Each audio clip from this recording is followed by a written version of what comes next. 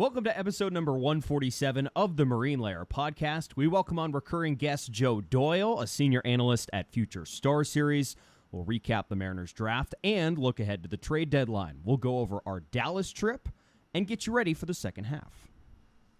Here's your guys' reminder. Make sure you're downloading these episodes. If you're listening to the podcast, leave that 5-star review, leave a written review. If you're watching on YouTube, you see the subscribe button, click the subscribe button, leave a like on the video, drop us a comment, and then follow us on social media. We're on Instagram, TikTok, Twitter, and YouTube Shorts at Marine Layer Pod. Let's get it rolling. The pitch from Acevedo.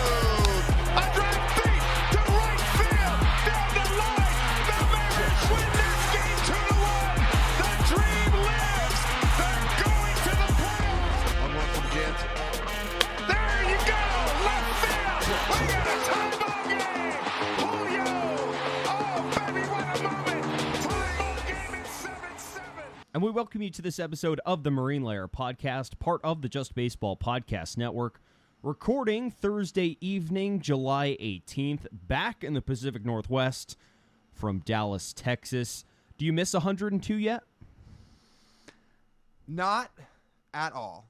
I got to tell you, legitimately not one bit. We had a blast at All-Star Week, and we can get into it. But when you are walking around for 4 days straight in near triple-digit weather, how could you possibly miss it? How? Before we pile on the negatives, let's start with the positives of the trip. So Lyle and I were there from Saturday through Tuesday, left Wednesday morning. So we got to experience a couple of things, just events-wise, before we talk about the other things that went around. Went to the Futures game, saw the interesting, to say the least, skills challenge they had after the Futures game. Did not stay for the celebrity softball game. Lyle was heartbroken we didn't do that, but time required that we not be there. And you know what? I'm not complaining we missed the celebrity softball game, so sorry about that, Big L. Went to the Home Run Derby, went somewhere to watch the All-Star game on Tuesday. That was all a bunch of fun. So, overall for the trip, right, it was a ton of fun. Where would you like to start? Where should we start with this? Should we start with the events? Should we start with the ballpark? Should we start with the people we talked to? Where do you want to start? It's all about the people, right? That's like the biggest reason we went to All-Star Week, not just to meet up with all these people that we don't otherwise regularly get to see, but to collab with people on content and all the things we got to do while we were there. I mean, rattle it off. Like a bunch of people that have been on this podcast, we got to connect with in person. Like we met Jared Carabas for the first time. Obviously, he's been on the pod. We never met him in person, which was awesome. And reconnected with Dallas Braden, all those guys from Baseball is Dead, Jay Hay, Joey, guys like that.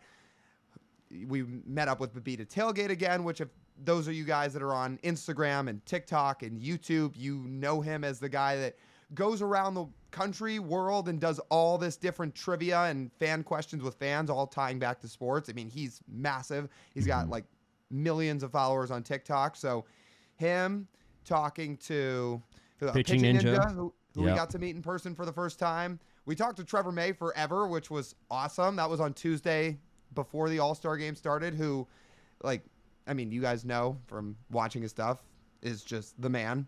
And that was a bunch of fun. Yeah, there's all these people we got to meet up with, which was really cool. And, like, we did content with a lot of them. Not everybody we met up with, we did content with, but, like, sometimes it was, like, time-wise, sometimes it was just, like, circumstance, situation-wise, but we got to meet a lot of people. Like, for example, I think we talked about them a week ago. These guys called the Broadcast Boys, which if you guys don't know who they are, they were in the celebrity softball game, first off. They might be the biggest sports content creators on social media. If they're not the biggest, they're pretty close. They've got 4 million followers on TikTok, and they are hilarious. They ask all these funny questions. They're very basketball-based, but they'll branch out in other sports sometimes too. Like, we met them. They just didn't really have any time to do any content stuff. Again, we met up with Carabas and the Baseball is Dead guys, but we met up with them as everybody was kind of filing out of the Derby. And that was the only time all week we saw them, so we didn't get Carabas on the mic or anything. Another one that was really cool. If any of you know who Ask Kate is, or Kate Maniscalco is her full name, she just did the TikTok broadcast of the Home Run Derby with Tristan Casas. She does awesome stuff. We met up with her. So anyway, we're rambling here. We're going down the line, but this is our way of saying all these people we got to meet up with during All-Star Week was awesome. And it's such a huge reason we love to go, is because it's such a big convention. It's like the one time of the year, the whole baseball world all together in one spot for a couple days in a row. And it's really fun.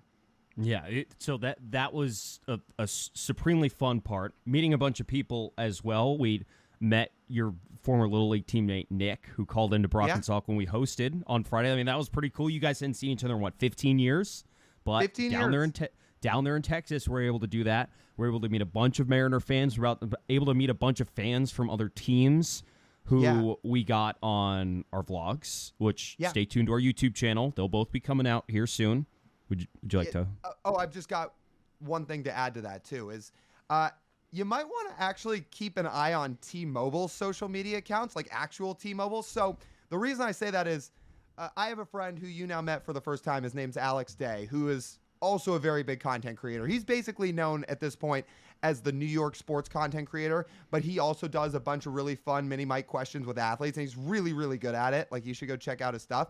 He was there doing some interviews for T-Mobile, and he had TJ and I hop on the mic. He's like, I'm getting the two of you on the mic for this thing. We're like, sure. Like, we get the content game. We're all for it. So we might actually be on T-Mobile's social accounts. Stay tuned for that. But yeah, to your point about the vlog too, now going back to that stuff, really fun. One of them's just going to be following along with us for All-Star Week. One of them, we don't want to spoil it, but it's something we've never done before, and it's kind of a quest. I'll put it like that, and it's really challenge. Challenge. Yeah, we challenged ourselves, and well, you'll have to stay tuned to find out whether or not we did it or not. But we found a way to add a different level of trying and challenging to the weekend, opposed to walking around and meeting people. There was more purpose, especially with some of the long days too. Like, we're there most of the day, and we could just sit and walk around the whole time, but walking around was very exhausting because of how hot it was. So we need more of a kick to do it as well. So the challenge really made it a lot of fun outside of the events. What about, let's talk about, so we've talked about the people. Now let's talk about the All-Star Weekend itself. I'm going to be 100% honest. Seattle blows Texas out of the water when it comes to All-Star setup. It is not close. Weather, Seattle. Around the stadium, Seattle. Where the draft is located, Seattle. What else should I mention? Other things to do if you're not going to the event, Seattle by far. And stadium too, slight bias, but Seattle as well. As me, who has been to now 2 All-Star weekends, as hard as I'm sure Texas tried, couldn't hold a candle. And if you didn't go, if you didn't go and you went last year and you're kind of bummed you'd missed it, you probably would have gotten a different thing than what you would have expected if you were purely basing it off of last year. Yeah, so again, let's preface this statement by saying, TJ and I for the week had a blast, and nothing's going to change that. Nothing's going to take away from that, especially, you mentioned it briefly, but all the Mariners fans we got to meet. Mariners fans traveled really well down to Arlington. Shout out Mariners fans. So that was awesome. We did a bunch of fan content with Mariners fans. That's coming out soon. But to your point, weather made it tough, and that's out of Texas's control. As Michael Kelso says in that 70s show, I can't control the weather, Jackie. That part's out of Texas's control. I'll give them that. But the fact that they held the draft 45 minutes from Globe Life Field made no sense to me. The fact that, the whole point of moving the draft to All-Star Week, right? Get fans involved. Have it be more like the NFL draft. Have it be appointment viewing, but also get fans to really show up and get invested in it. Well, it's hard to do that if the whole All-Star Village is in Arlington, but then the draft's out 45 minutes from there. That's a huge inconvenience to anybody that travels into town, because then you have to decide where you want to stay and what's worth it to you and if the drive's worth it to you. So that part really wasn't great. And then paired with, if we're going to mention the stadium thing here, it should go without saying that the warehouse of Globe Life Field compared to T-Mobile Park is not even close. But, oh my God, if any of you guys have ever been to Texas, we cannot be the only people that think that the sound system in there is about 5 decibels too loud, right? Actually, that might not even been doing it justice. 50. How about 50? I'm getting my measurements wrong. Again, I went to ASU. I wasn't good at math. There's a problem when the atmosphere of a stadium is dictated by the sound system. That's not a good thing. It's really not. So here's how I would preface Globe Life Field. To watch a baseball game, perfectly fine. Plenty of food, plenty of levels. The sight lines were good. It's a new stadium. It's essentially a souped-up version of Chase Field. Is that fair? Because they look very similar. The designs are very similar. The idea with the roof is very similar. Both, I believe, can open the roof if they wanted to. I believe you can open the roof of Globe Life Field if you really wanted to. Of course, the roof was not open while we were there. But the atmosphere, again, was very It's in the middle of nowhere. There is nothing around that stadium. Here's what was within walking distance. There's 2 hotels. I think they're the same hotel, 2 different buildings. Jerry World is there. There's a Subway close as well. That's it. That's it. You're leaving out one big one. The one big attraction is Texas Live, which I really right. So I really wish Seattle had something like that, and that is the one thing I will give Arlington. So Arlington has this. Texas Live, and what it essentially is, for those who don't know, is it is one big facility with a bunch of different restaurants, a ton of TVs in the place. There's 2 levels to it. It's a big bar area. It's a big restaurant area. It's basically a all-encompassing spot for people to hang out. I will say, I think that's what the Mariners want the Hatback to be. But that's what they want it to be. But it's not even close. It's because Texas Live is so much bigger with so many other food options and so much space for people, where like the Hatback's not like that. And I will say there's other ballpark districts across the country that have this. Philly has Xfinity Live. Cardinals in St. Louis has Bally Live, is what they call it. Atlanta, which is where the All-Star game will be next year, I think it's just called Atlanta Live. There are some ballpark park districts with this stuff. Seattle doesn't have it. I wish they did. But anyway, that was a fun spot to be able to hang out, but that's all that's there. It's the ballpark, it's Texas Live, the hotel. That's really it. And then honestly, again, if we're going to go back to the stadium thing again, we had kind of heard from some people that Rangers fans were a bit mid. Maybe that's harsh, but we had heard that like the energy in that stadium just wasn't really there. And we're in there and we're looking at each other. We're like, this home run derby is silent. You could hear a pin drop. It wasn't like Seattle when people went nuts last year. And keep in mind, Adolis Garcia was in the derby for the Rangers. They had a hometown guy, just like Julio was in it last year. Was not loud in that place at all. Like the energy just wasn't there. We felt it a little bit Saturday, but we said, okay, it's the Futures game. It's like it'll be different Monday and Tuesday. But the derby, it just didn't hold a candle to Seattle. The end of the derby was very good, I will say. The new format, I think they got that part right to give a little bit more juice to the end of the derby, and we're all on the all on the edges of our seats, especially Lyle watching me win and him lose because I picked Teoscar Hernandez and he picked Gunnar Henderson, who finished in, what was it, Lyle? He finished last. So sorry. Are we gonna?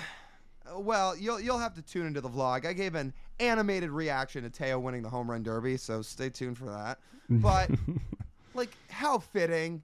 How fitting that this dude, of course, wins the home run derby, gets his center stage spotlight during All-Star Week, right after an incredibly disappointing year with the M's. And oh, by the way, the same day he wins the derby, he puts out a quote that basically says, yeah, not only do I not like hitting in Seattle, most hitters around the league don't like it either. I talked to all these people that say, yeah, we don't like it. So all encompassing, just like Mariners lose 3 of 4 to the Angels to end the first half, and Teo wins the derby, and then he kind of puts out a quote that's anti-Seattle, and it's like awesome. Just awesome. Just awesome. Yeah. But overall, good week. I would say good week. I liked the barbecue. We had a little bit of barbecue on Sunday night. That part was good. It was very, very delicious.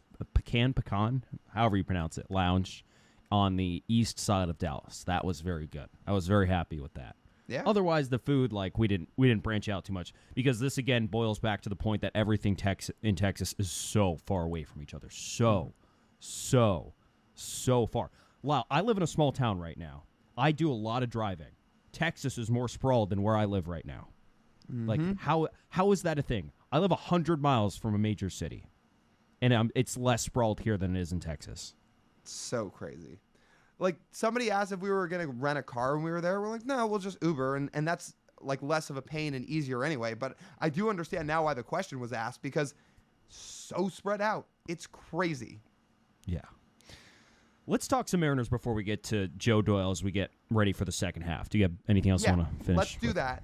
I'm down to talk some Mariners because there's an important series coming up this weekend. However, before that, let's take a pause. We're going to talk to you guys about our friends at Pagacci's Pub 85. You go on to watch the Astros Mariners series this weekend. You know it's going to be a big series. You want to get out with your friends and watch? Head over there. There's great food. There's great drinks. There's great happy hour specials. Again, Monday through Friday happy hour, 2 to 6 p.m., $3 and $4 drinks.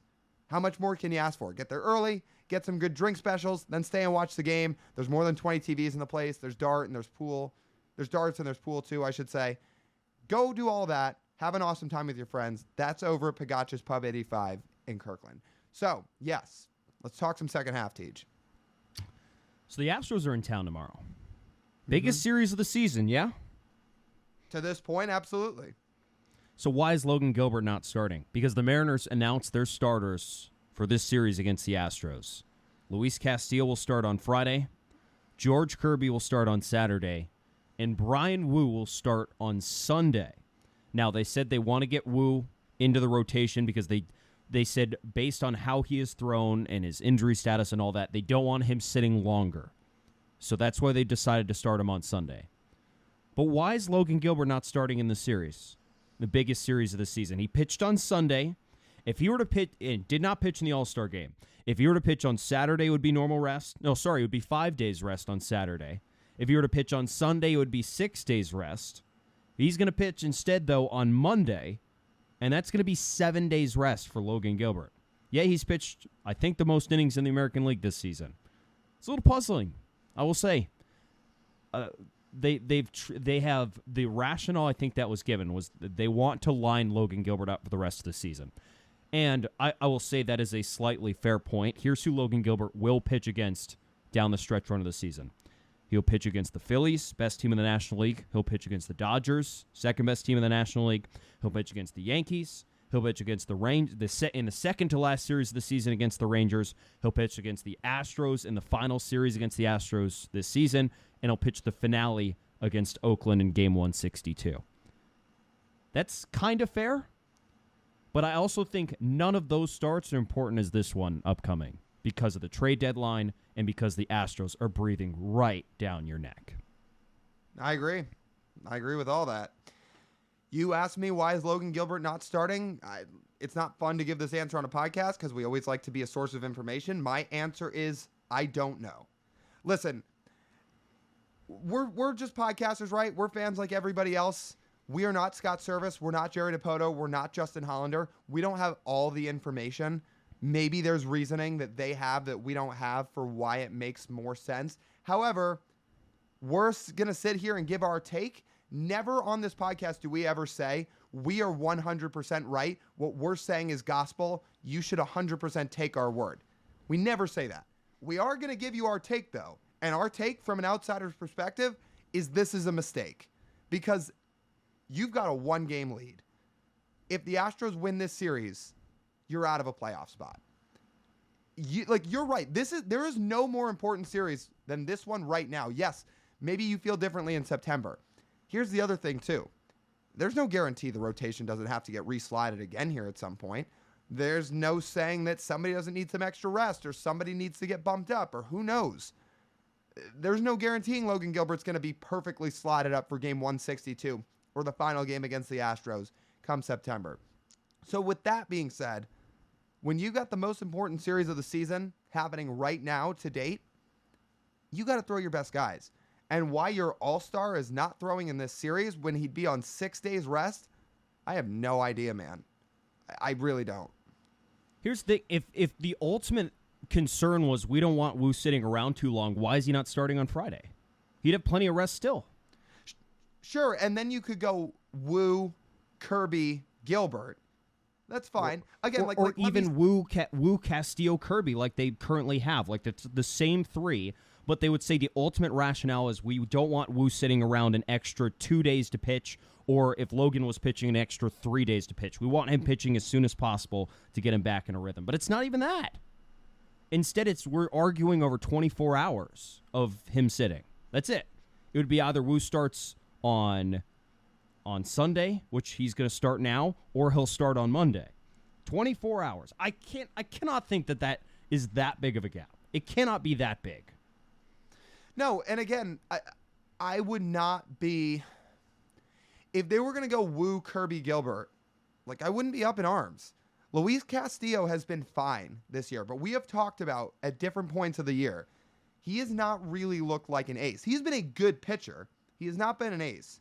So if your rationale was to give Wu less time to sit around and then you throw him in the series, okay. But Logan Gilbert has been your best pitcher. Everything has reflected that, including the fact he was your lone all-star until Munoz was added late. And he's not going to pitch against a team that's a game back from you in the division. And it's not like it just happened to line up this way. Again, it's not like the Mariners have played 2 straight weeks in a row out of the All-Star break, and this is just how things are going to line up. No, they can reslot this rotation however they want. Everybody's fully rested.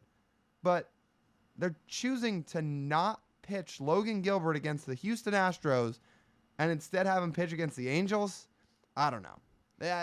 I'm going to scratch my head about this one. I hope it works out for the Mariners. I hope Bryan Woo goes out there and spins 6 shutout against the Astros on Sunday, and this is all put to rest. But I'll tell you what, if the Mariners lose this series, especially if they lose that Sunday game, say that Sunday game's a rubber match and they lose, and Logan is just left not pitching, I think this conversation is going to come up again. And you know what? If they did this just to have him pitch on the final day of the season, shouldn't the point be to make the final day of the season not matter? That should be it. You shouldn't have to need Logan Gilbert to win a game for you on game 162. That should not be the case. Right now, you should be winning as many games as possible between now and the end of the month. That is the goal. Because if you don't do that, then we're sitting here in the middle land. The Mariners could be out of the playoff picture, and then you really come into question, okay, so how aggressive really should we be at the deadline?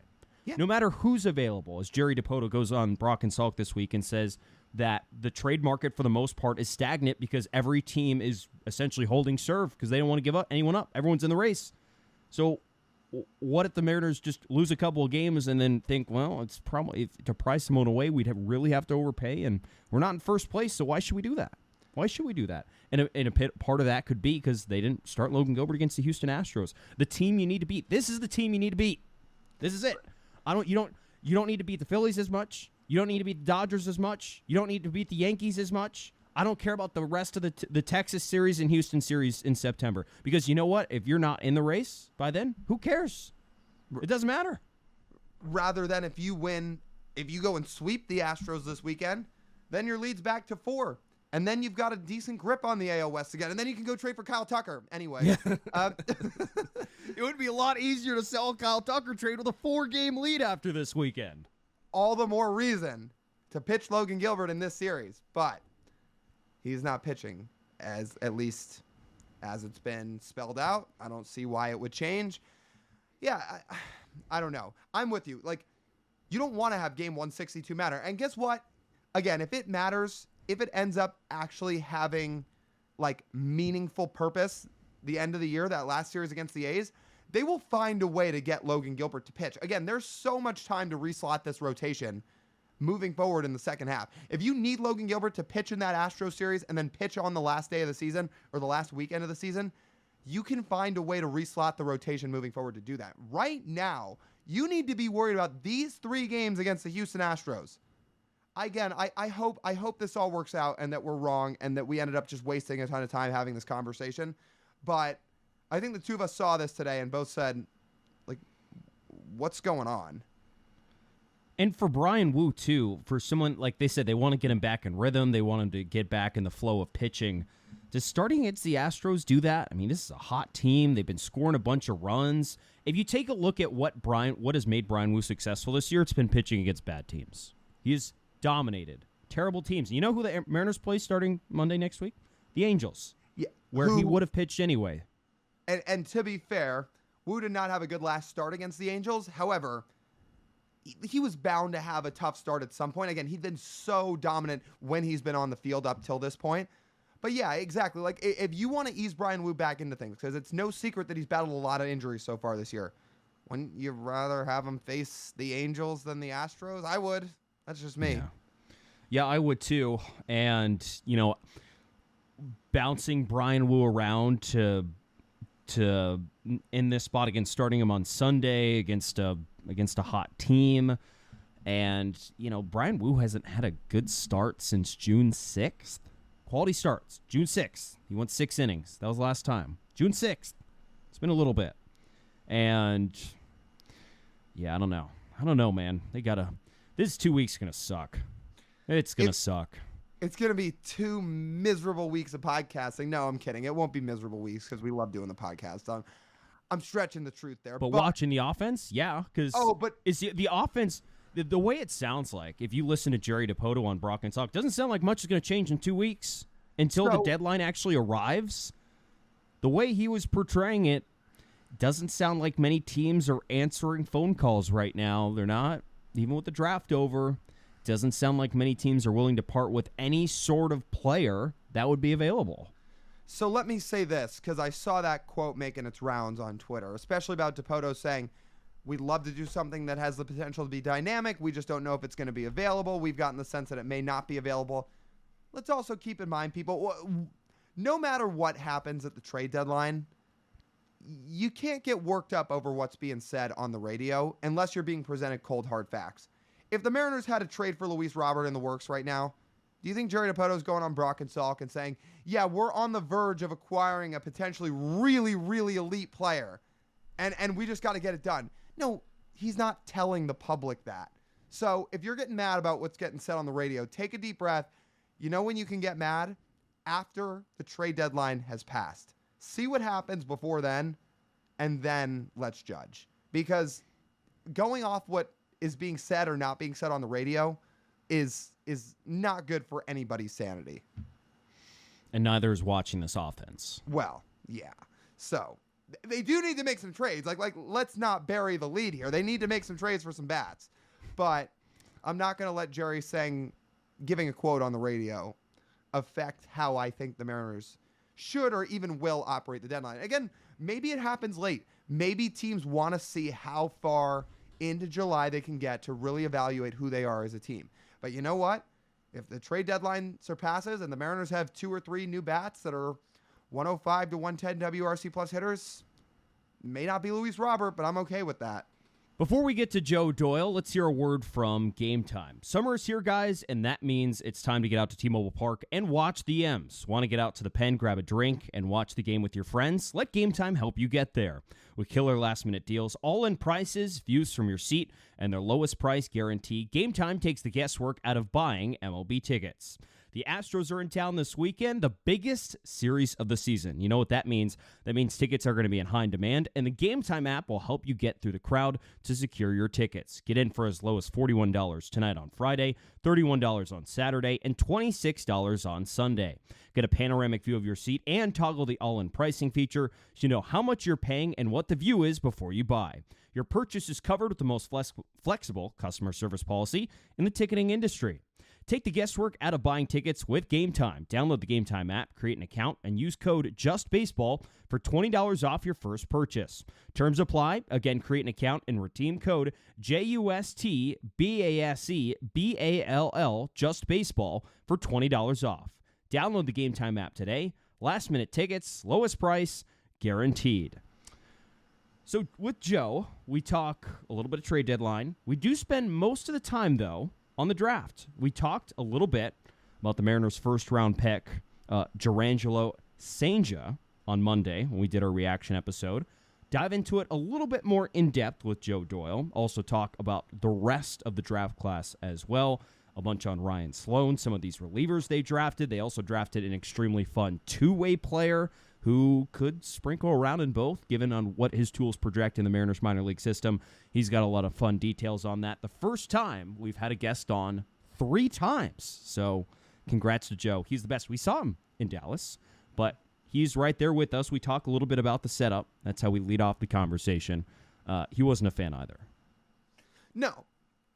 I think everybody's in agreement that All-Star Week could have been a little bit better set up. But The majority of this conversation is about the draft. Yeah, there's a little bit of trade deadline stuff at the end because, again, Joe really knows the Mariners. I know he is mostly a draft guy, which is why we primarily had him on, but he really knows his Mariners, so we wanted to talk a little bit of M's with him.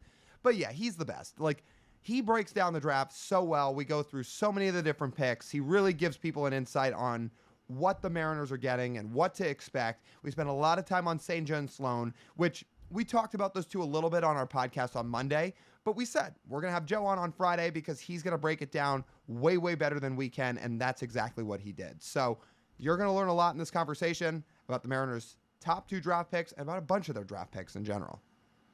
So let's get to our conversation now with Joe Doyle. All right, we welcome on Joe Doyle, a senior analyst at Future Star Series and the host of the Overslot podcast, recurring guest. Joe, good to see you. We just saw you this weekend in Dallas. I want to start off, I want a review of the rodeo venue the MLB draft was held in. How was it? That's a good question. By the way, recurring guest, if I remember correctly, I was the first guest ever on Marine Layer, wasn't I?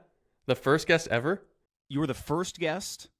You were the first recurring guest, and now I believe you're the first 3-time guest. So congratulations. Oh, what a feeling. What a feeling. You guys do sick work. No, so the rodeo, yeah, what was it called? Cowtown Coliseum? I think that's Stockyards, something like that. It was really cool, man. Inside, the venue, the way that they had it themed out, it was very, very Texas inside. Couple of qualms that I have. One, they only did the first round on television, and then the whole place like emptied out, but they still kept just like showing the draft picks on an LED board, while Greg Amsinger and the MLB Network guys like were the only ones talking in this giant barn. So that was kind of awkward. It's kind of weird. And then the other thing was it was 105 degrees. They tried as best they could to keep that thing cool.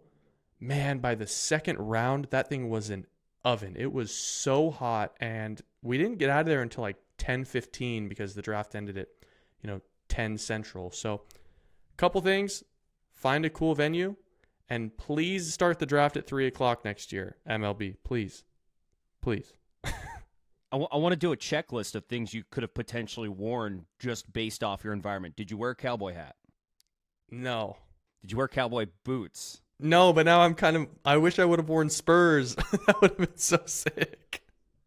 Oh, damn. Missed opportunity. Okay, I actually want to hear you elaborate on what, like, he decide what made this venue cool. Because I'll be honest, the two of us looking at it, like pictures on Twitter and just from afar, we were like, this is where they chose to hold the draft. Like, we were kind of scratching our heads. I mean, following up after the draft being in Seattle was, you did it in a football stadium. The stage was all Pacific Northwest out. There was trees and this and that. The Seattle venue was really, really cool. But as far as Texas goes, like getting the heart of Texas, the soul of Texas, you're in a rodeo barn with like wooden picnic tables and like church pews for all of the people staying in certain spots, and like the rodeo bleachers were used, and I don't know, it was very, very Texas. It was done pretty cool. And a lot was made, at least on Twitter, of, oh, it's like a dirt floor, like all the media and fans and players are like in the dirt. That dirt was hard as a rock. It was mud. There was no dust getting kicked up or nothing like that. So it didn't feel dingy. It actually felt pretty dressed up, and it just captured the soul of the city that we were in. Now, you and I talked before the show. We don't know how much soul Dallas actually has, but it did capture it. The problem for me with that event, you could probably get past the rodeo barn aspect of it if like the dirt was actually a problem. Because I think that was the one thing that I think me personally would raise an eyebrow at. But if Major League Baseball wants to make this draft a thing, which is the entire reason they moved it to All-Star Weekend, you just have to do a better job of scheduling it. Have to do a better job. You said you wanted it at 3:00, but also last year in Seattle, they had the draft right next to the All-Star Village. They have it right next to the All-Star game where it's going to get played. It's right in the center where all the fans are. For most of our listeners, for any of our listeners who haven't been to Dallas, I mean, it is as spread out as it looks on a map. I mean, it is way, way out there. And the draft was not held in Dallas, which I think technically is the host city. It was not held in Arlington, where the All-Star game was being played, where the All-Star Village was, where the red carpet was, or most of the fans were. No, it was held in Fort Worth, which is another 25 minutes away from Arlington. If you're in downtown Dallas, it's 45 minutes to an hour plus away. That's not convenient for anybody. So how are they gonna they gotta do a better job? I think so too. Another weird thing about Fort Worth, when the draft got out, it was like 10:15, and so they called this area the Stockyards, which is it's supposed to be an old Western town. It's tons of people, very touristy. It took me 20 minutes to get an Uber to go back to my hotel. There was no Ubers, there was no restaurants. Absolutely nothing was open when the draft ended. The only thing that was open was a Shake Shack, which was really good. But everybody was there. Anybody that was at the draft had to go to Shake Shack. Everything else was closed.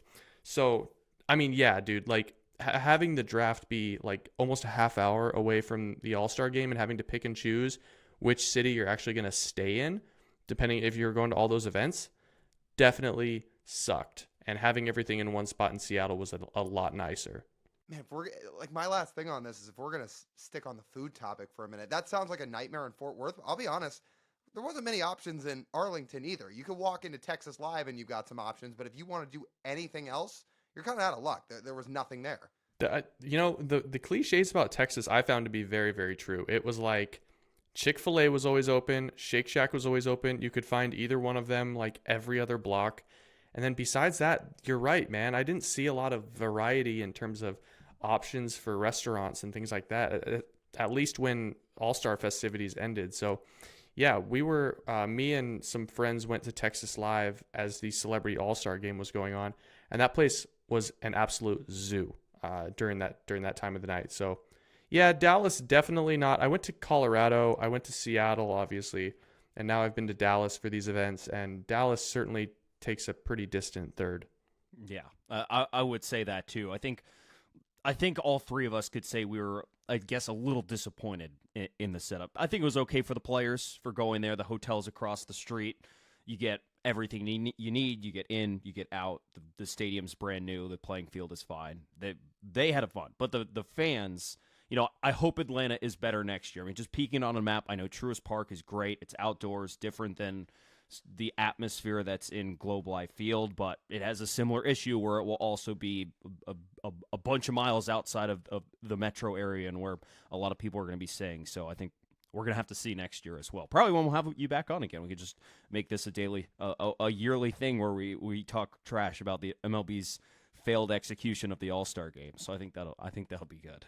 I didn't think they failed. I just didn't think the venues that they chose and the time that they chose was all that great. But the venue itself, hey, I mean, Cowtown Coliseum, for me at least, it was a pretty cool venue. It just was out in the middle of nowhere.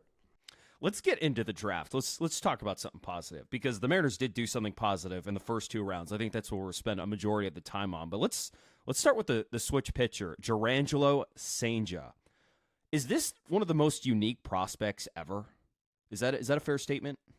That's a good question. Ever. I saw your guys' podcast about that the other day, about whether or not he's the most unique prospect ever. I mean, I'm trying to think of guys that have a more unique story. My only reservation is Tim Tebow, for example. If you thought Tim Tebow was an actual prospect, probably a more interesting prospect. I just don't think Jurrangelo Cijntje a year from now is going to be a quote-unquote interesting prospect, because I think he's just going to be a right-handed starting pitching prospect. And so if you subscribe to the idea that he can switch pitch, then yeah, it's super interesting. But if you're like me and you think he's just going to be a right-handed starting pitching prospect, I mean, he's probably just a really good starting pitching prospect. But it is a good question. There hasn't been hardly anybody that's been capable of doing this sort of thing.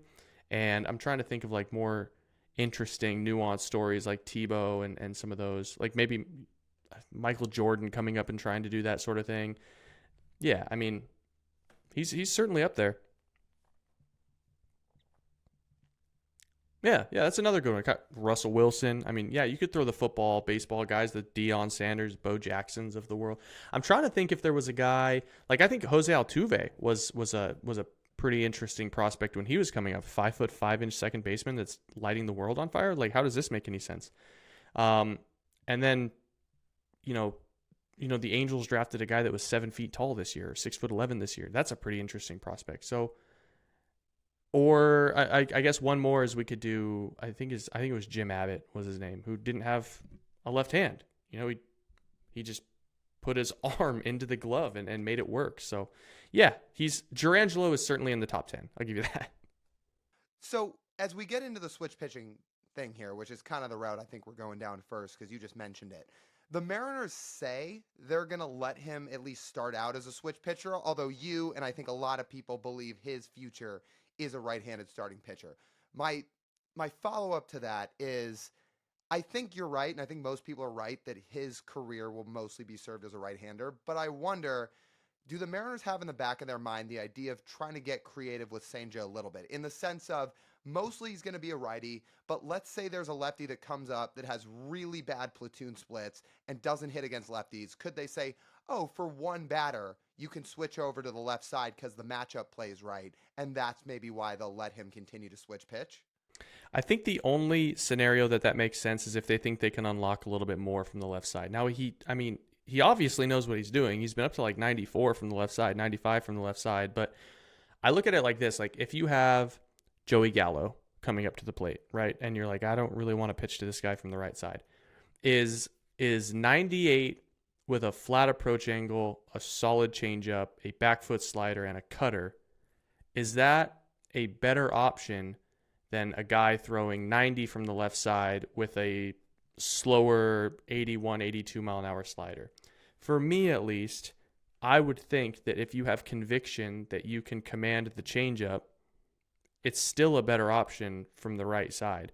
Now, like I kind of alluded to, if Seattle thinks, hey, there's still some untapped potential here. Like, we can get this guy 92 to 94 from the left side and firm up that breaking ball and see if we can get a third pitch in there, a curveball or a changeup. If they think that's possible and they want to spend development time on it, then maybe it makes some sense. But I have a hard time seeing a universe where the stuff from the left side will be more dangerous, even to the biggest platoon hitters, than what he's going to be capable of from the left side. What was the point then of drafting him this high? Because I feel like his stock is 15th overall pick if he's a switch pitcher. Is that a fair assessment? It seemed like if he was just a right-handed pitcher, he would have been picked a little bit lower. That would have been more his area, more of what his signing bonus would have been worth. Do you almost have to, if you're picking him at 15, say we need to utilize all these skills that we can? I don't think so. I think I disagree. I think this is about where he fits. It wouldn't have surprised me if Seattle saved like $200,000 on it, like maybe the difference between pick 15 and pick 16. But I've said this on some other shows. I don't think, like, for Seattle, specifically for the Mariners, Jurangelo St. is a better pitching prospect than Trey Savage. But for the Toronto Blue Jays, or for the New York Mets, or for the, Boston Red Sox, a team that hasn't shown the ability to develop pitching at a very, very high level yet, Trey Savage is much more plug and play. St. is a better athlete. He's got better release metrics. He's got better feel for spin. He's got 4 pitches. He's got more fastball value. For me, at least, that there's untapped potential and pretty soft clay when it comes to developing St. He's probably not going to move as fast as Trey Savage is going to move, but for me, at least, Jurangelo is a potential low number 2, whereas Trey Savage, I find a difficult development path getting him into more than a mid 3, a solid 3, and even that is getting, at least for my money, like the 80th, 85th percentile out of him. Well, I'm glad you dove into that a little bit, because I think a lot of Mariners fans, when they saw Savage sitting there at 15, figured that was the slam dunk pick, but they went with St. instead. And to your point and what you're elaborating on here, the upside seems to be higher. And with that, he's got the low release angle too, which seems to be a Mariners theme over the last couple of years. Do you think that's something that they really like too? Like, between the Brian Wu type release angle. Bryce Miller's got a fairly low release angle. Like, do you think this is a guy where they looked at him and said, oh, this plays into the type of pitcher we like? Yeah, without question. And I think there is like a stereotype and a cliche with starting pitchers where it's like, why wouldn't you take the guy that's 6'4"? Like 6'4" is what they look like. Like that's what scouts love. Yes, George Kirby and Logan Gilbert are both 6'4", 6'5". But I would combat that by saying, how tall is Luis Castillo? How tall is Brian Wu? How tall is Bryce Miller? They're all, if I'm not mistaken, all three of those guys are 6'2" or shorter. And I think Wu and Castillo are both 6'1". I could be wrong on that. Castillo might be 6'2", but I don't think height precludes a pitcher from being able to be extremely effective. And so because of that, I would just throw that narrative out the window and look at the stuff and look at the athlete and look at what Seattle's done with similar clay over the years. If you're building a checklist for Senja in the minor leagues to develop over, let's say, till the end of next year, so a year and a half into his pro career, what does he need to check off? Well, it starts with fastball command. It's not bad by any means, but if you're going to get the most efficient output out of Jurangelo, he's got to be able to hit all four quadrants, and he's got to be able to pitch better to his glove side. Right now, when he misses the fastball up and away. He misses the fastball into the right-handed batter's box. So the best starting pitchers in baseball, and frankly, the starting pitchers that find success at the major league level are the ones that can command the fastball with conviction, right? I think the other two are going to be the ability to throw the slider to left-handed hitters. Right now, he hasn't really had to do that. I know he did switch pitching a little bit in 2023 and 2024, but you have to learn how to throw a back foot slider with more frequency. He didn't do it a whole lot at Mississippi State, so that would be the next thing. And then so I guess there's two more. One, you have to throw a whole lot more changeups because there's a whole lot more left-handed hitters that you're going to be running into in pro ball. That usage has to go up. And then the last thing that I would add, and this might be something that he can do when he makes his debut. This isn't a huge pressing thing. He's got to develop a consistent cutter that he feels comfort in. You got to be a 4-pitch guy, and I think with his arsenal, just the way that it's built right now and the direction his pitches move, he needs something that's a little bit flatter and moves to his glove side. So I would build a cutter in there as well.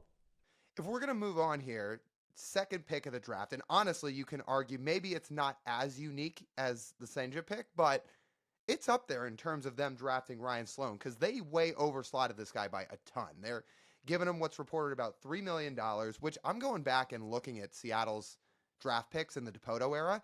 Not only do they seldomly take high school arms high, but the guys they have taken high, the money they've gotten has not even been close to this. Like Walter Ford and Michael Morales got a little over $1 million.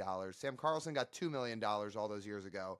But we're talking about $3 million for a guy that they clearly believe has the chance to be an absolute dude. So, like, what is it about Ryan Sloan the Mariners love? Well, first of all, I would actually liken it to the Sam Carlson deal, just with inflation. I would imagine this is a pretty similar value when you stack up the two bonus pools and where things have gone. So they paid a lot of money for Sam Carlson, and they ended up drafting like a 24-year-old Wyatt Mills in that class just to make the numbers make sense. So in terms of like where Ryan Sloan fits in Walter Ford and Sam Carlson, like he's clearly the most put together pitching prospect they've ever landed. I mean, Ryan Sloan is one of the most put together pitching prospects from a high school standpoint that I've ever seen. I mean, he's literally bigger than every starting pitcher that is currently on the Seattle Mariners roster. He has 5 or 10 pounds on Logan Gilbert and everyone below that. So from that standpoint, he looks like a guy that could throw 180 innings a year. And right now he throws the fastball in the zone. He doesn't walk people. He's got a changeup. He's got a slider. The only thing that I have hesitation with Ryan Sloan is he doesn't spin the ball particularly well. I don't think he's ever going to possess a real weapon of a slider. It might be up there with like Bryce Miller, Brian Wu, like a solid, I would call those guys above average sliders. So for that reason, I don't think for me, and listen, this is just my opinion, I haven't seen ace potential out of him yet, but he looks like a guy that could move very, very, very quickly, and he could be in the big leagues by the time, he's 22 years old. It would not surprise me if Ryan Sloan is a big leaguer in 2020. What would that be? 2026, like late 2026, early 2027. That may be a little rich, but he should move quick. How closely on most boards were Senja and Sloan? Like pretty close, right? I had Senja at 20, and I had Sloan at 19. Or excuse me, I had Senja at 20. I had Sloan at 29.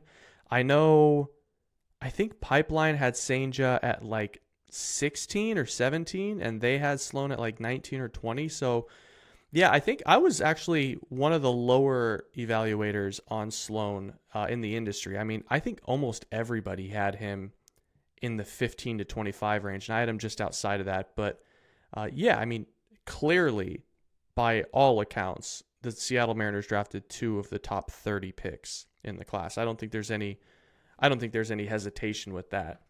And the other thing I was seeing too, while poking around with Ryan Sloan, is that he's a Wake Forest commit. Is there like a personality type that comes along with that teams resonate with? That's a great question. I think teams resonate with Wake Forest pitchers themselves. I don't know if they resonate with guys that are committed to Wake Forest. Like, Wake Forest just gets dudes, right? Like, you have to be a curious type of a pitcher. You have to want to learn about the art and the craft of pitching to be committed to Wake Forest. I don't think there's any doubt about that. I mean, you don't see anybody going to Wake Forest that's like, I know how to pitch. I know how to shape my pitches. Leave me alone. I'm going to do my thing. So in that respect, yeah, there's probably a little bit of a selling point. But I think it more applies to guys coming out of Wake Forest rather than guys committed to Wake Forest. I've got 2 more Sloan questions for you. One's quick, and one is, why do you think he fell as far as he did? Was it all about a lot of teams thought he wasn't going to sign? So my hypothesis is, and I don't have this from anybody, but my hypothesis is Seattle took Jurangelo Senja at 15. They knew their slot. I am guessing that when Ryan Sloan got by, I would probably say the Braves at 24, Seattle picked up the phone and said, hey, we're coming up on slot value, pick 28, pick 29. We don't know if you guys have any suitors in this range, 25 to 28. We will guarantee Ryan $3 million if you pull him down to 55. And once the first round was done, then it was kind of a done deal, right? Like, nobody else was going to overslot him in that range. So I think there's also just a general admiration between Sloan and the front office. It seems like they really, really get along. It's clear that they talked a ton leading up to the draft and in draft interviews and at the combine and everything in between. So it's probably just a comfort thing. And it sounds like Ryan probably just wanted the pitch for the organization. And then my other question about Sloan with that is, so we listened to Scott Hunter give his pre-draft media session about a week or so before the draft, and he talked about, we're actually looking at the potential of taking a high school pitcher in the first round this year. And he said, I know that's not something we've really done in the past, but with the way this draft may shake out, we're looking at it. Now, they ended up taking Senja, but my question with that is, when he, like, to your best guess, when he was talking about that, do you think they were referencing Ryan Sloan, or was it more about they're interested in guys like Caminiti or Mayfield too? Yeah, the Caminiti talk really fizzled for me in talking to different people about 2 or 3 weeks before the draft. I don't think he was ever realistically in play, and you saw where he landed. I mean, Caminiti fell all the way to 24. I think there was just some red flags about that profile in terms of his ability to spin the baseball and develop a fastball value that pushed him down to where he did. So to answer your question, I think the only circumstance where Ryan Sloan was going to be pick number 15 was if Senja was off the board, was if Savage was off the board. And even then, I think the Mariners were probably preparing for a very weird situation where someone like Connor Griffin was still on the board or Nick Kurtz was still on the board. Neither one of those things came close to happening. So I just, in my opinion, there was probably several roadblocks in the way before Ryan Sloan was going to be option A at pick 15. I want to jump down the draft board a little bit. I want to touch on the other most interesting player in this draft. Out of Campbell, Grant Knipp. He's a two-way player, caught and threw on the mound. First year, I believe it's first year pitching this year. Now, let me fill in our listeners on a couple of details if you haven't seen it. So this year, before he got hurt, he hit 18 home runs in 29 games. He was leading the country. He has the exit velocity off his bat. He can get over 110 miles an hour when he's swinging it. He also can throw up to 97 miles an hour in a few appearances he had for Campbell this year. What kind of prospect does he have? As the Mariners pick him in the 6th round, how do you like look at this guy with the small samples he has and try and think of what he's going to do at the pro level? I mean, some of these stats he has are just bonkers. 1,500 OPS? That's insane. I mean, I'll do you one better. He hit a ball 114 miles an hour this season for Campbell. So, and obviously that's with a wooden bat or with an aluminum bat. So it probably does make a little bit more sense to be closer to 110 and a half, 111 with a wooden bat. But he's exquisite. Like you mentioned Jurangelo St. being one of the most interesting prospects. I would put Grant Knipp on that board too. I mean, you guys probably, maybe you do. I don't know. There was a pitcher / first base / catcher outfielder from Oklahoma State 2 years ago by the name of Nolan McLean that went in the 2nd round to the Baltimore Orioles. He couldn't hit a lick. He couldn't hit anything. But when he did, it was toast. I mean, it was absolutely murdered. He was also up to 98 on the mound with an 87 mile an hour slider. He is pretty much, I mean, the Orioles have pretty good conviction now that he's just going to be a relief pitcher. That's kind of what I see here. Like, Grant Knipp is a slightly better hitter, like pure hitter, than Nolan McLean was, but he's got every bit the same amount of power. I think the most interesting thing about Grant is when you watch him pitch, it's not like, oh, this is a catcher that's trying to pitch. It's like, are we sure this isn't a pitcher that's trying to catch? Because he's like, for a guy that size, he looks like a buffalo.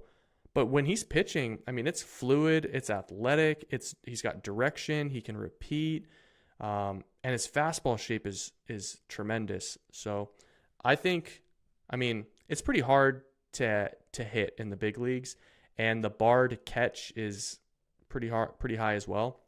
For those two reasons, I mean, maybe he ends up at DH first base and they just let him hit a little bit. For those reasons, I think he's probably going to end up being a high leverage reliever. And he could move pretty quick doing so. Was this his first year pitching? I know that he pitched, if I'm not mistaken, he pitched on the Cape. And I think he actually hurt his elbow in 2022. I actually don't know for sure. So don't quote me on that. I'd have to go back and look. I know that he has pitched in the past. I just don't know if it's been a big part of his arsenal. Like, I remember, and again, don't quote me on this, but I remember something in 2022 or 2023 where it was like, yeah, this is Grant Knipp. He's also up to 94. And then all of a sudden, this fall, leading into the 2024 season is when I started hearing about him. It was like, hey, this guy's blasting home runs, and also he touched like 99 on the mound. That was about a year ago. And then, yeah, he just didn't play very much this year because of a bulky hamstring. So he's probably considerably more interesting than Jurangelo St. from a, like, what is this actually going to be a year from now? So if we're going to talk about relievers here, the Mariners, when you make 2 picks like they did in the first 2 rounds, that leads to having to underslot a lot of guys. So as a result, they took a lot of relievers after that. You know, they take Hunter Cranton, they take Charlie Bylinson, and I'm wondering with a couple of these guys, and Cranton in particular, I don't think it's a secret the Mariners are probably in need of some more bullpen help. Is there any chance that with these guys being senior sign bullpen arms that they could fast track to the bullpen on it? Like, this might be crazy, but as fast as this year? Not Bylinson. His stuff isn't it's not that it's not good. It is good, but it's not as elite as Hunter Cranton. I mean, Hunter Cranton touched 99. He sat 96 to 98. Like, he was routinely 97 to 98. He gets huge ride on the fastball. Not huge ride, but above average ride on the fastball. The thing about Cranton is he was like in the 99th percentile for both whiff rate and chase rate on his fastball. I mean, it was like a 40% whiff rate and like a 36% chase rate. So not only were people swinging through it all the time, but they were expanding the zone just to try and get a piece of it. So if you take that, it is clearly a plus performing fastball. I don't know if metrically it's going to grade out as such, but it's clearly a plus fastball. It might end up being a 70 grade fastball. And then you toss in the fact that he throws an 87 mile an hour slider with pretty good two-plane tilt. He has the chance to pitch in the 8th inning for Seattle pretty quickly. I don't think it would be this year, but at the same time, he's 23, 24, going to be 25 soon. And they do need some sort of leverageable arm, so maybe they give it a shot. We'll see. It depends on where his command is for those two pitches when they get him into, I would assume, Everett. So I was just like, the reason I started to think about that is the Mariners have clearly tried to find some ways to get some bullpen help this year. Like they were using Logan Evans as a reliever throughout June. They ultimately decided to move him back to a starter's role. Like I've started to wonder if Troy Taylor might get a shot in the big leagues at some point this year as a reliever. But just like going down the list of who in the system as a reliever might they call up if they can't swing a trade for somebody they like. So I just started to think about maybe Cranton. So it sounds like that might be a little bit aggressive from what you're saying, but it also sounds like wouldn't be totally impossible either. You know, the thing about the big leagues is the thing about the big leagues is your target in college baseball goes from a 3 foot by 3 foot box down to 4 quadrants, like 9-inch by 9-inch box. Like you have to be able to hit your spots in the big leagues. You can't be only fastball in the big leagues. You can be exclusively fastball at the University of Kansas. And when you're throwing 99, a lot of those guys will never see that sort of velocity ever again. But in the big leagues, people will just spit on your fastball. And if you don't even have the chance to get to your slider, they're just going to wait to see the fastball that they want to see, grip and rip. I mean, any big leaguer that's worth a damn can put a 99 mile an hour fastball in play. I mean, we saw Josh Rojas, who is by no means a decorated hitter, almost put 103, 104 in play several times against Ben Joyce. So I don't think he's going to be in the big leagues this year. It wouldn't surprise me if he's in the big leagues next year, but you really have to hone that command into a point where you feel comfortable he can hit ding, ding, ding, ding, like all 4 quadrants. There's a couple more of these guys that intrigue me in the reliever mold of what the Mariners have drafted. 7th round pick Brock Moore out of Oregon. Dude it looks like, first of all, they stuck him in the bullpen. He's 6'6", 230. He's enormous. Throws 101 miles an hour, has a high spin slider. His only issue is that he walks a bunch of guys. And the other guy that I was intrigued with was one of the more notable names in this entire draft for the Mariners in the 11th round, Christian Little. He was a projected first-round pick out of high school, went to Vandy, transferred to LSU, hasn't been able to command his pitches as much. What are your takeaways from what the Mariners can get from those two guys? I think both of them are starting pitching prospects at least through 2025. You got to see what these guys can do. 6'6" and 101 miles an hour doesn't grow on trees, right? Like Brock Moore was one of the more interesting pitching prospects for me, at least on the upper class side in this draft. And the thing that's important to note about Brock Moore is he got better. He got better and better and better. Now, I think the final 2 or 3 starts of the season, his command or control might have faded. Don't quote me on that again. Like I'm trying to think back to looking at his numbers, but he had a couple of blow up games with walks, and then things really started to kind of lock in when they stretched him out and started throwing him 3, 4, 5 innings. So it's fastball, it's slider, it's curveball, it's changeup. None of them are terribly refined in terms of command, but I would be absolutely stunned if he wasn't a starting pitcher in this organization come April 1st, 2025. He's 24 years old. He's going to be 25 next season. And still, I would lean towards take that slow because you might actually have a decent arm here. What about Christian Little? Yeah, I don't really know what to make of Christian Little. I've been watching that guy pitch since literally 2020. He pulled his name out of the draft early because he wanted to go to Vanderbilt, goes to LSU. Everything kind of backs up on him at LSU. The slider command got noticeably worse. He left it in the meat of the plate a lot. He is an interesting. I'll be interested to see if Seattle went slightly over slot to get Christian Little in the 11th round, because I think he could have transferred or gone back to school and tried to prove he's worthy of day 2 money. Obviously think he's going to be a starting pitching prospect through next season, and then I don't know what's going to happen from there. But yeah, I mean, he needs to get more value out of these pitches. He just gets hit so hard, and for a guy that doesn't walk a terribly high amount of batters, and has the kind of stuff that he has, there's really no reason for him to be performing the way that he's performed to this point. So I'll be interested. Like, he's going to be a pretty good test for this player development system. So last year, Joe, we asked you, who are some underrated guys in the Mariners draft class that you think have a chance to be really good? And your answers last year were Logan Evans and Brody Hopkins. And we look now, it's like, oh, those guys have been really good. So I feel like I have to ask you this again. Who in the Mariners class is underrated right now? It could be somebody we've already brought up, could not be, that you're high on. I don't even know if I want to answer this question after how it went last year. It feels like such a bar. That just feels like setting myself up for failure. I have something right now. I don't want to throw it away. It's house money. Listen, there are a couple of guys in this class that I like. I'll start with the 10th rounder, Anthony D'Onofrio. I don't know how this guy wasn't drafted in 2022 or 2023. He's 6'3". He's athletic in the box, 200 pounds. There's bat speed. It's clearly above average bat speed, above average power, maybe more than that. It's a plus throwing arm in the field. It's above average to plus run times. He can play every single outfield position.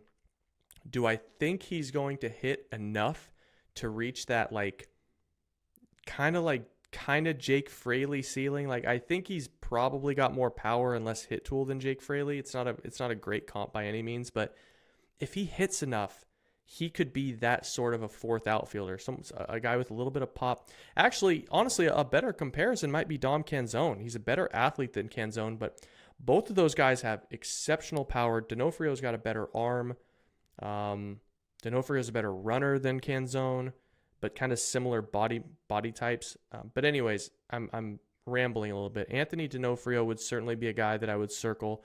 The other guy that I am a little bit more, I like him, I don't love him, is Will Riley out of VMI. I don't know how it ended up happening, but I ended up watching like 3 or 4 Will Riley starts over the last 2 years. And it was almost always in February or March when he was facing like Mississippi State or Vanderbilt, and he always got hit around. But that guy looks like a pro. Like, he looks like a legit pitching prospect. It's an athletic delivery. It's a super fast arm. The breaking ball flashes. There's fastball value at the top of the zone. I'd be interested in the same mold of like Logan Evans. I will be interested to see if Seattle brings Will Riley along and kind of unlocks a little bit more performance from him, because he certainly looks a lot more talented than his baseball card would suggest right now. Let's wrap it up with a couple of Mariners questions at the big league level. As the trade deadline approaches, if you're, Joe, going to look at this roster and look at the next 2 weeks, what are you going to go try and acquire before the deadline approaches? I would try to get bats, TJ. Oh, really? Breaking news.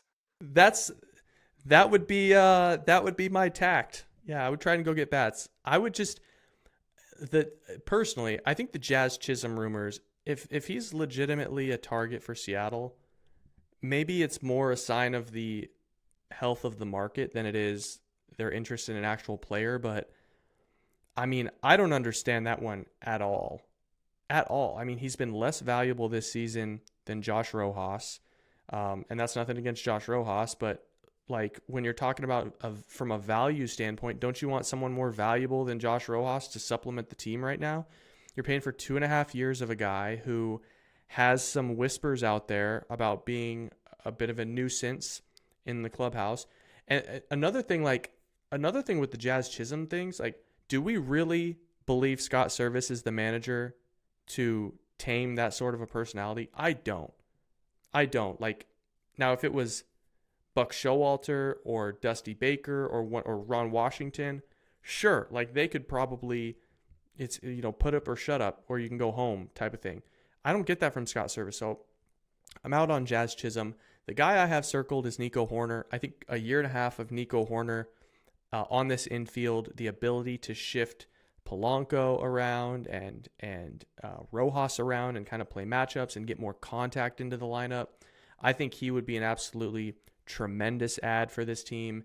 And then beyond that, like, I think if you just replace Mitch Haniger, which is really crappy to say, but if you replace Mitch Haniger with like Mark Canha, someone who's going to put the ball in play, draw some walks, keep the conga line moving, I think it actually turns this offense into a considerably more productive offense when you're not just shutting it down with strikeouts at all times and double play balls at all times. So I don't think the team is a Luis Robert away from looking like a World Series contender again. I think they're a Nico Horner and Mark Canha away with, Julio and JP warming up a little bit. I think if those four things happen, you're going to feel a whole lot better about the Seattle Mariners on August 10th.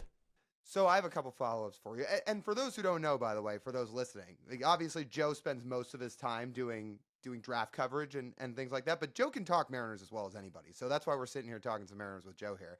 It's where I got my start. Exactly. Like people forget that, I feel like, because people go to you for draft stuff so much these days. But yeah, you're a Mariners guy through and through, right? Lyle, I think people forget that because I just don't want to engage with it anymore on social media. I mean, with all due respect to anybody that's listening to this, Mariners Twitter is like the most toxic place when they're losing. I mean, I watched Seattle win. They won 3 games in a row. I don't remember who it was against. It was right before the break. They won 3 games in a row. The third one being the first game of the Angels series, and then they lost a tough game against Tyler Anderson with Brian Wu on the mound. A game that, like, the odds would say you probably aren't the favorite to win in the first place with Brian Wu on the mound, Tyler Anderson on the mound. He's an all-star. And, like, people went nuclear on social media over that. I was like, they just won 3 in a row and they just lost a game they probably should have lost. What's going on? So, anyways, yes, I live in Seattle. I'm a Mariner fan through and through. I just don't like to engage about it on the internet much. Can you believe that was ranked the nicest fan base in baseball? Where did that come from? On Bleacher Report? Oh, okay. I mean, I remember seeing that day, and I was like, "There's no way." Like we're the nicest fan base. What does it feel like to be right in the middle of the Twitterverse of one of those 29 other teams? Because I've seen what it's like on the Mariners side, and it is not the nicest fan base. I would say the Seattle Mariners fan base is. I mean, I would say we're nice. I don't think, I think we're crazy. Like, I think that's the word. Like, we're psychotic. We are psychotically online all the time. But, like, we're probably nicer and we put up with baseball better than the Phillies and the Red Sox and the Yankees and the Cubs are the Cubs fans are just, they are relentless on social media. Those would be the ones that immediately stand out. But I certainly don't know if there's a louder fan base on Twitter. Okay, so you said that better than me. Maybe crazy and very much online is the better way to put it. I guess we got a little sidetracked, but I do have a couple follow-ups for you. Do you trust Nico Horner's bat, going back to that? I trust Nico Horner's bat to just be what it is. Like, it doesn't need to be a 15-homer, 300 hitter. Like, it just needs to be a guy that you can bat 7th in the order, and when there's 2 guys on with no outs, he moves them over. Like, that's all you need.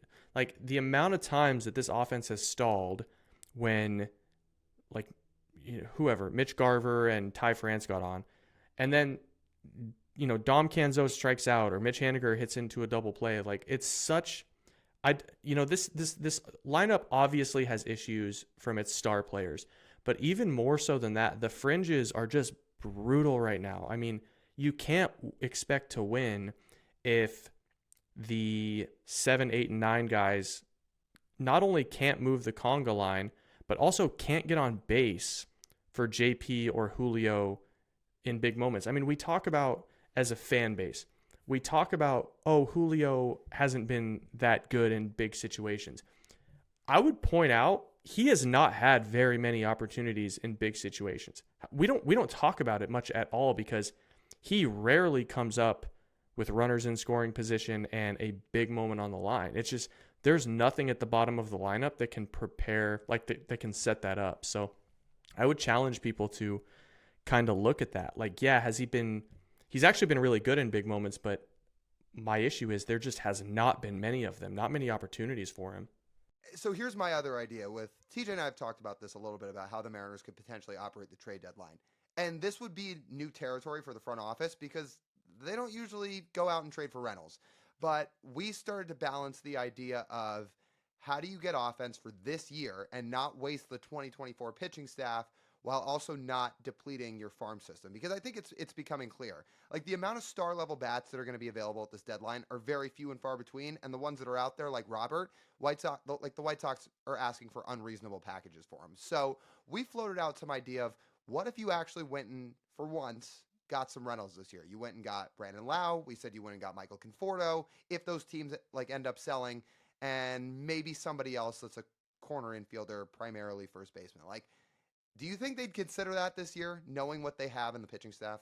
Yeah, definitely. And I think Brandon Lau has been a sensible target for Seattle for years. He's always been hurt. He's always had a back injury, and so he's never really made a ton of sense at the deadline. But I think Brandon Lau makes a lot of sense. I think the only hesitation that I have with Lau is if you go and acquire him, you are essentially acquiring a third Josh Rojas and Jorge Polanco. And with what Jorge Polanco showed in the 2 weeks leading up to the All-Star break, I think you kind of have to ride with him for another couple of weeks and see what you have. I have a hard time finding an infielder that is going to be available at the deadline that is better than what Jorge Polanco could turn into in August and September. And, you know, for better or for worse, and I'm not saying that Seattle should absolutely 100% rely on him the rest of the way, but I am saying it still might be too early to give up on him. So that's a roundabout way of me saying Nico Horner is right-handed. He is a better platoon option. He just fits against left-handed pitching a little bit better. So I don't hate the Brandon Lau idea by any means. In fact, he might be a better offensive option right now than Josh Rojas. Rojas has been really tough since the middle of May, but then you don't have a third baseman. So at the end of the day, Seattle's got to find a way to go acquire at least, I mean, I think they need at least two bats, even if they are guys that bat 7th, 8th, or 9th in this lineup and give the team a chance to score 1 or 2 runs in some of these moments that they just seem to crumble. Last thing for me, Joe, we're talking about external guys. What about internal guys that are not currently on the 26-man roster? Is there one guy you feel like should have a chance to make a massive impact in the final 2 months? You know, I just don't see an avenue where Tyler Locklear makes, I mean, I know that he's not on the 26 right now, if that's what you're asking. I can't see a situation where Tyler Locklear is a significantly more productive option than Ty France and Mitch Garver. I mean, you already have 2 Ty Locklears on the roster. Now, Mitch Garver could get hurt catching, and Ty France could take another pitch off of his back elbow. So I wouldn't count out the idea that he won't be up, but I don't think he is a considerably better upgrade than any of those guys. And, you know, beyond that, like, Ryan Bliss is certainly a means to an end in terms of a late inning base running addition. I think Jonathan Clase is a much better base runner than Ryan Bliss, and I would prefer that he spend probably the month of September up with the big league club rather than Ryan Bliss. So, yeah, I mean, to answer your question, like Cole Young, Harry Ford, I don't think they're going to be options, not right now. So, no, I mean, that's a roundabout way of me saying no. I don't think there's a whole lot of reinforcements that can be called upon right now. Joe, this has been fantastic. You're the best, as always. No one breaks down the draft better than you do, and we will have to eventually all do something in person together because we still haven't, and we got to do it here soon. So hope that comes here soon before the summer's over. Thank you so much, Joe. We appreciate having you on. Yeah, man, this has been fun. The trilogy is finally complete. We're gonna have to start season or the back third of this trilogy. We got to start episode 4, 5, and 6. Hope you guys enjoyed that conversation with Joe Doyle. He is awesome. Let's hope Jurangelo Stange's pitching some time in Everett this year, because if he's going to be in Everett, he's going to be right down the road. So you guys should want to go out and see him. I know I will. So appreciate all of Joe's time. Give some great analysis. Hopefully you guys learned a bunch about the draft and a little bit about the trade deadline too, because he gave us thoughts on that. So with that, that'll just about wrap up this edition of the Marine Layer Podcast. You guys know the drill. You want to listen to the full form podcast, you can do so wherever you get your audio pods. Make sure to download, leave a 5-star review, leave a written review. If you're watching on YouTube, make sure to like, comment, and subscribe, and then follow us on social media. We're on Instagram, TikTok, Twitter, and YouTube Shorts at Marine Layer Pod. That's TJ. I'm Lyle. As always, we thank you guys for tuning in. We'll talk to you soon.